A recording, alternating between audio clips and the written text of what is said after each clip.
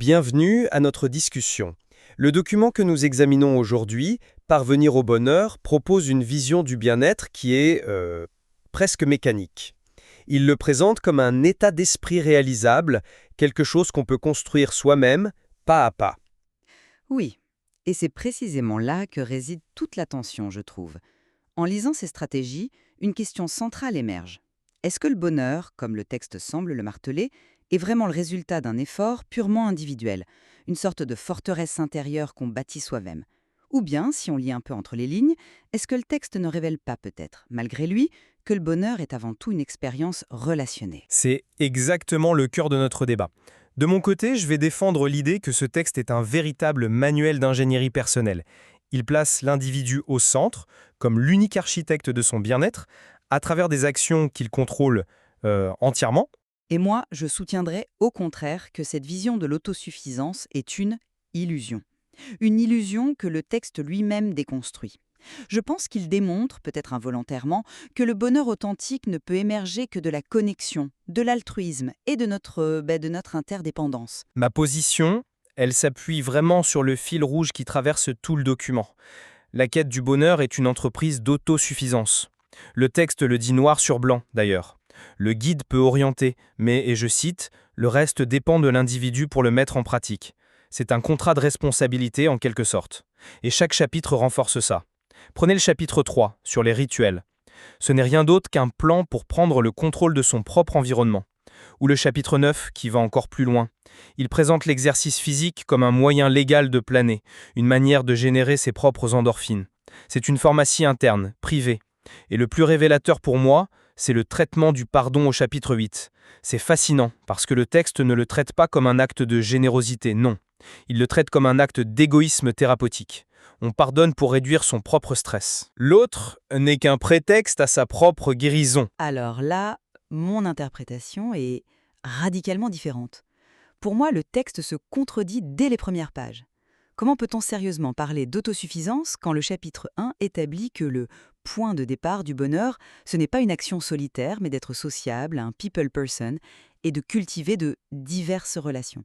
Ce n'est pas une option, c'est le fondement. Toute la structure que vous décrivez repose sur une base qui est, par essence, relationnelle. Ensuite, le texte consacre un chapitre entier, le 5e, à l'idée de faire pour les autres, et pas comme une corvée, mais comme une source de récompense mentale. Ces récompenses, elles ne sortent pas de nulle part, elles naissent de l'interaction. Mais l'argument le plus puissant, je pense, contre cette idée de forteresse intérieure, il est au chapitre 10. Le texte y est brutalement honnête. Nos émotions ne sont pas une affaire privée. Une tristesse persistante devient un fardeau. Elle affecte profondément la famille et les amis. Notre état intérieur n'est donc pas une citadelle, c'est une place publique, quoi. Je comprends l'argument, mais je pense que vous confondez un peu les outils et la finalité. Prenons cette idée de source du bien-être. Je maintiens que les mécanismes les plus directs, les plus puissants décrits dans le texte sont internes. Ces endorphines du chapitre 9, c'est de la chimie pure, autogénérée. C'est concret, c'est fiable. On est dépend de la bonne volonté de personne, c'est une forme d'autonomie radicale. D'accord. Le texte parle de pharmacie interne. Mais est-ce qu'il suggère que c'est une source de bonheur durable ou est-ce que c'est plutôt un soulagement temporaire? Parce que les récompenses mentales qui viennent de l'altruisme, au chapitre 5, elles sont présentées comme quelque chose de plus fondamental. Personne ne se définit comme coureur d'endorphines, mais on peut se définir comme quelqu'un qui aide les autres. Est-ce que le texte ne fait pas une hiérarchie entre un plaisir autogénéré et une satisfaction profonde qui, elle, naît de la connexion? C'est une distinction intéressante, mais je crois que le texte est plus pragmatique que ça, voire cynique. Il voit l'altruisme comme une autre stratégie, peut-être plus complexe, pour atteindre un état de bien-être personnel. Aider les autres, ça marche pour se sentir bien. Donc on le fait. La finalité, ça reste soi-même. Le point de départ relationnel que vous citez, on pourrait l'interpréter pareil. Pour être heureux, l'humain a besoin d'un minimum d'interaction, c'est un fait. Le texte nous dit simplement de gérer ce paramètre comme les autres. Cultiver des relations pour votre bénéfice. C'est un moyen, pas une fin. Mais si c'est un moyen indispensable, le texte ne dit pas si le cœur vous en dit, soyez sociable. Il dit que c'est le point de départ. Ça veut dire que sans ça, les autres outils, les rituels, l'exercice, ils tournent à vide. Vous parlez de pharmacie interne, mais le texte suggère que le principal déclencheur de cette pharmacie, c'est souvent une interaction externe positive. Le bien-être interne serait alors une conséquence de l'engagement externe, et non l'inverse. Je dirais plutôt que l'engagement externe est une opportunité de renforcer son bien-être interne, ce qui m'amène à la gestion des émotions.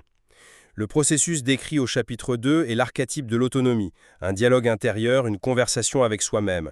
Et le pardon, au chapitre 8, renforce cette idée. Le texte dit explicitement de s'éloigner de la douleur pour son propre bénéfice. On pardonne pour soi. C'est une affirmation de son indépendance émotionnelle face aux autres. Pardon, mais cette idée d'indépendance émotionnelle, ça me semble une pure fiction.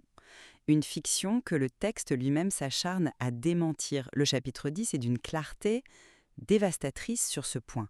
Il ne dit pas « votre tristesse vous appartient », il dit que votre tristesse devient le problème de tout le monde. Pensez à un dîner de famille.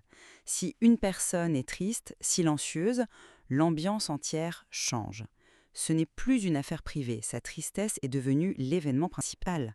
Le texte va même jusqu'à dire que ça peut engendrer de la culpabilité chez les autres et même de la colère. Mais attendez, vous confondez la conséquence et la cause. Le fait que mes émotions aient un impact sur vous ne veut pas dire qu'elles ne sont pas d'abord et avant tout mes émotions. Le chapitre 10, c'est un avertissement, pas une théorie sur la nature sociale du bonheur. Le message est très pragmatique. Si vous ne gérez pas votre tristesse par des moyens personnels, alors attendez-vous à des conséquences sociales négatives. C'est un appel à l'action individuelle pour préserver son capital social.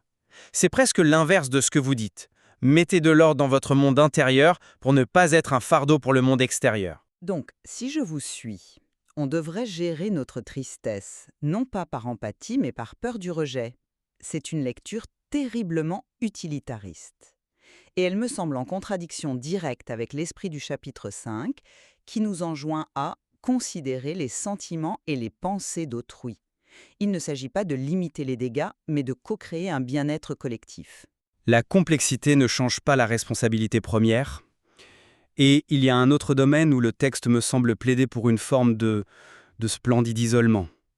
C'est celui de la passion. Je vous écoute. Le chapitre 4. Découvrez vos passions. C'est un hymne à l'introspection. Il nous dit d'éliminer les distractions, de nous isoler pour trouver ce qui nous anime au plus profond. Le texte parle de chercher avec un esprit concentré. La passion est présentée comme une découverte solitaire, une flamme intérieure qu'on trouve en soi, seul. L'origine est interne, l'expérience est solitaire. C'est là que je ne suis plus d'accord. Vous vous arrêtez à la découverte. Mais le même chapitre définit la passion comme l'engagement à mener un projet jusqu'à son achèvement réussi. Le succès, ici, ce n'est pas qu'un sentiment intérieur. L'astronome que vous mentionnez, s'il ne partage jamais ses découvertes, s'il ne publie pas, est-ce vraiment le modèle que le texte valorise ?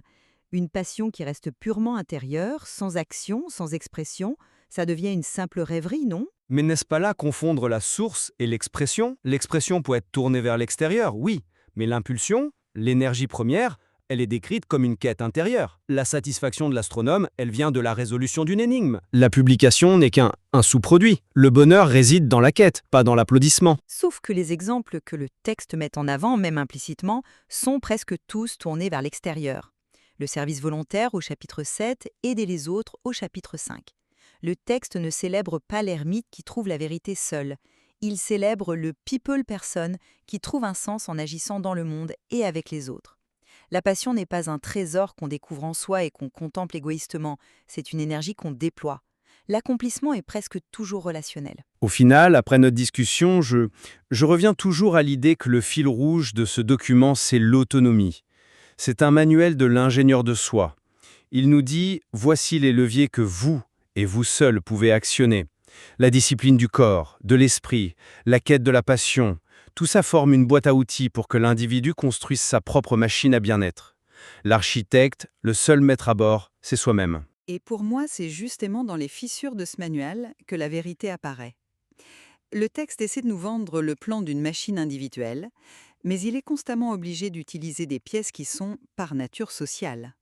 Le point de départ est la relation, nos émotions intimes ont des conséquences publiques. Isoler la quête du bonheur de son contexte social, c'est vouloir construire un moteur sans carburant. Le texte, peut-être malgré lui, nous montre que nous ne sommes pas des îles. Cette discussion met bien en lumière cette tension, c'est vrai. Et les stratégies qui semblent les plus personnelles, comme le pardon, ou même la passion, semblent trouver leur pleine signification, leur accomplissement, quand elles se manifestent à l'extérieur. Exactement. Et le document, en fin de compte, nous invite peut-être moins à choisir entre ces deux voies qu'à reconnaître leur interdépendance.